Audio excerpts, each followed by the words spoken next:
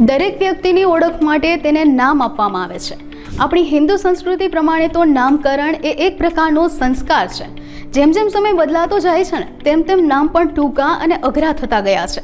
પણ જો બધાનું નામ એક જ હોય તો તમે લોકોને કેવી રીતે ઓળખશો? પરંતુ એક એવું ગામ છે કે જ્યાં રહેતા દરેક વ્યક્તિના નામમાં રામ અથવા તો કૃષ્ણ હોય છે.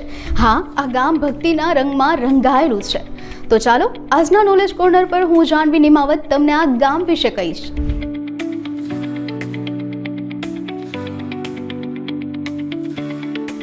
આ ગામનું નામ છે ઇદ્રીશપુર.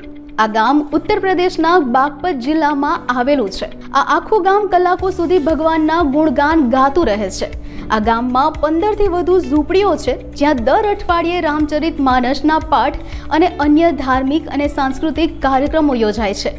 ત્યાંના એક રહેવાસીએ જણાવ્યું હતું કે ઇદ્રીશપુર ભગવાન રામનું શહેર છે. આ ગામમાં પ્રાચીન સમયથી મહાન અને સિદ્ધહસ્ત સંતોનું નિવાસ સ્થાન છે. તેમજ આ આખા ગામમાં કોઈ વ્યક્તિ માંસ અને દારૂનું સેવન કરતા નથી.